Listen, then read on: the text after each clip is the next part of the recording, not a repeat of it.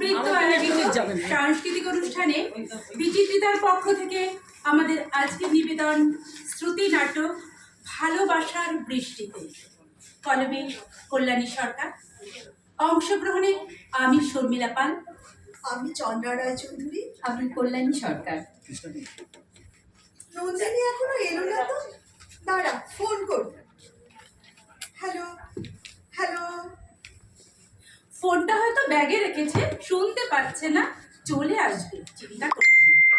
চলে এসেছি। দেরি করলি কেন রে নন্দিনী?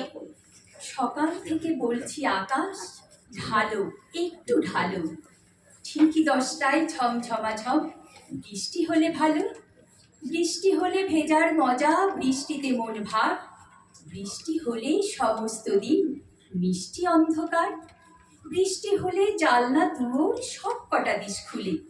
বৃষ্টি হলে হবেই হবে রেইনি ডে স্কুলে। বৃষ্টি হলে খাটের উপর আরাম গুটিসুটি, অথবা যাই ক্যারাম কিংবা লুডু খেলার গুটি। বৃষ্টি হলে আলসেমিতে সমস্ত দিন ক্ষয়। বৃষ্টি হলে এই পৃথিবী ছোট্ট মনে হয়। বৃষ্টি বুঝলি, বৃষ্টি আমার পথ আটকে দাঁড়িয়েছিল, তাই দেরি হলো। কেন, তোরা কি অনেকক্ষণ এসেছিস? এই 15-20 মিনিট হবে। এদিকে কিন্তু বৃষ্টি হয়নি একটু, তবে দেখ কেমন মেঘ করেছে। ও আমার মেঘলা আকাশ, এতদিন কোথায় ছিলে?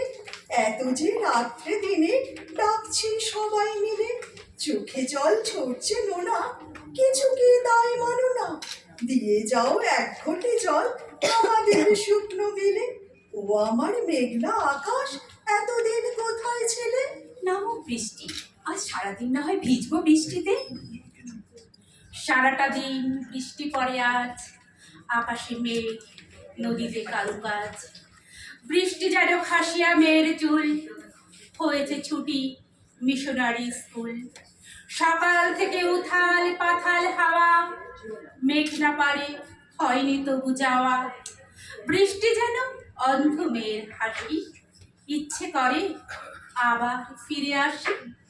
কত বছর পরে সত্যি আমরা আবার ফিরে এলাম বন্ধুত্বের টানে, ভালোবাসার বৃষ্টিতে ভিজতে। মনে আছে ফাইনাল ইয়ারে একদিন ক্লাস বাঙ্ক করে সারা দিন ঘুরে বৃষ্টিতে ভিজে মাকে ফোন করেছিলাম, মা রান্না করো খিচুড়ি, আমরা আসছি। মনে নেই আমার? আহা, মাসিমার হাতে সেই খিচুড়ি আর ডিম ভাজা যেন এখনো মুখে লেগে আছে। এই খিচুড়ির কথাই মনে পড়লো, কলেজ ফাংশনে তুই যেন কি একটা আবৃত্তি করেছিলিস নন্দিনী। ওই তো কবি অর্পিতা ঘোষ মিত্রের লেখা, বৃষ্টি মানি জল থই থই ভালোবাসার গল্প। বাড়িতে খিচুড়ি আর ডিম ভাজার গন্ধের আয়না। তারপর থেকে পলাশ আর সৈকত খুব পেছনে লাগতো তোর, বলতো কিরে শুধু কবিতায় হবে না, খাওয়াতে হবে আমাদের। ইস, হাত বাড়ালেই যেন দিনগুলোকে ছুঁতে পারি। সাবু, তোর লেখালেখির অভ্যাসটা এখনো আছে তো? হ্যাঁ রে, ওটাই তোমার আনন্দের জায়গা, আমার বেঁচে থাকার রস। শুধু লেখা নয় রে, ওর আবৃত্তির চর্চাও সমান্তলে চলেছে। ইউটিউব চ্যানেল রয়েছে শ্রাবণী ক্রিয়েশনস, ওর মাধ্যমেই তো ওকে খুঁজে পেলাম। একটা কবিতা শোনা না রে, বৃষ্টি নিয়ে। আজ আর বৃষ্টি ছাড়া কিছুই মনে ধরছে না। এটা আমার লেখা, টাপুর টুপুর বৃষ্টি দুপুর। টাপুর টুপুর বৃষ্টি দুপুর, পড়ছে দেখো সারা দুপুর। পাগলি মেয়ে বর্ষা রানী, মাতাল করে চরণধ্বনি। বর্ষা আসুক বৃষ্টি থাকুক, কৃষক হাসুক খুশির তোরে। বর্ষা তুমি পড়িয়ে রেখো ভালোবাসার আশার ঘরে। বৃষ্টি নিয়ে আমারও একটা মজার কবিতা মনে পড়ছে। মেঘ বলল, এই বৃষ্টি ঝরিস কেন অঝর ঝরে? বৃষ্টি বলে, তুমিই তো বললে গর্জে উঠে বেদম জোরে। বাহ, মজার কবিতা তো। কার লেখা রে? কবি কৃষ্ণকলি বেরা। হ্যাঁ, ওনার লেখা আমি পড়েছি, খুব ভালো লেখেন। আচ্ছা, বৃষ্টি নিয়ে কবিতা হচ্ছে, সেখানে গুরুদেব থাকবেন না, তাই আবার হয় নাকি? তাই তো, যার হাত ধরে আমরা প্রকৃতি চিনলাম, জানলাম, ভালোবাসতে শিখলাম। ঠিক, আর একটা কবিতা শোনাতো নন্দিনী। হ্যাঁ, দিনের আলো নিভে এলো, সূর্যি ডোবে ডোবে, আকাশে ঘিরে মেঘ জুটেছে চাঁদের লোভে লোভে, মেঘের উপর মেঘ পড়েছে রঙের উপর রং, মন্দিরেতে কাসর ঘন্টা বাজলো ঠং ঠং, ও পাড়েতে বৃষ্টি এলো ঝাপসা গাছপালা, এ পাড়েতে মেঘের মাথায় 100 মানিক জ্বালা, বাদলা হাওয়ায় মনে পড়ে ছেলেবেলার গান, বৃষ্টি পড়ে টাপুর টুপুর নদেই এলো বান। আহা, কি সুন্দর! বাদলা হাওয়ায় মনে পড়ে ছেলেবেলার গান, বৃষ্টি পড়ে টাপুর টুপুর, নদে এলো বান। বৃষ্টি মানেই ছেলেবেলার হাতছানি। অবশ্য এক এক বয়সে বৃষ্টির রং এক এক রকমের। ঠিক বলেছিস। এই নন্দিনী, তুই একটা কি বলবি বলেছিলিস? হ্যাঁ রে, তোদের সঙ্গে যোগাযোগ হওয়ার পর থেকেই আমি অপেক্ষা করছি কবে তোদেরকে বলবো কথাগুলো। আমি জানি তোদেরও খুব ভালো লাগবে। কি বল বল, আর তর সইছে না। শোন, আমি একটা এনজিওর সঙ্গে কাজ করছি।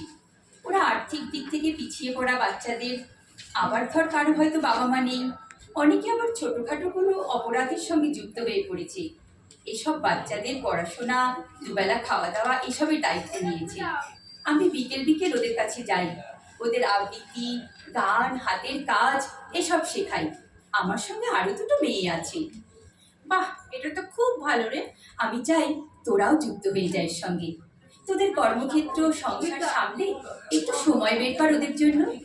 দেখ, বিভিন্ন কারণে আজকাল লোভ, হিংসা, অসহিষ্ণুতা বেড়ে গেছে। অসুস্থ অশ্লীল সংস্কৃতি সমাজের ব্যাধি হয়ে দাঁড়িয়েছে। ওদের সুকুমার মননে যদি আমরা সংস্কৃত চিত্ত, সংস্কৃত বুদ্ধির বীজ বপন করি, আর যদি একটু ভালোবাসা দেই ওদের, ভবিষ্যতে তার সুফল আমরা নিশ্চয়ই পাবো। খুব অল্প সময়ের জন্য আমরা পৃথিবীতে এসেছি। যদি সত্যি সুস্থ সমাজ গড়ার লক্ষ্যে কিছু করতে পারি, সে তো অনেক বড় পাওয়া হবে রে আমাদের। আমার ছুটির দিনগুলোতে আমি ওদের পড়াবো। সত্যি, শিক্ষা আর সংস্কৃতি পারে একটা সমাজকে একজন সুস্থ মানুষ উপহার দিতে।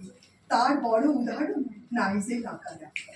শোন নন্দিনী, আমি আজ থেকে ওদের চিকিৎসার দায়িত্ব নিলাম, তোর এই মহৎ কাজে অংশীদার হলাম।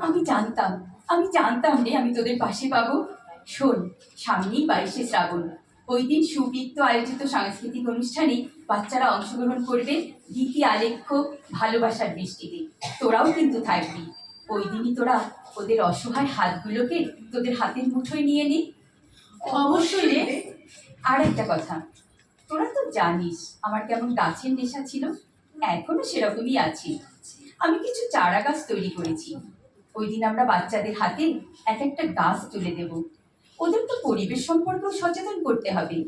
ওরা বুঝতে শিখুক গাছ আমাদের বড় বন্ধু। জানিস, অদ্ভুত একটা ভালো লাগায় মনটা ভরে গেল। আমার তো আনন্দে গান করতে ইচ্ছা করছে রে। চল একসঙ্গেই গাই। আহা কি আনন্দ আকাশে বাতাসে, শাখে শাখে পাখি ডাকে, কত শোভা চারপাশে। আহা কি আনন্দ আকাশে বাতাসে। নমস্কার।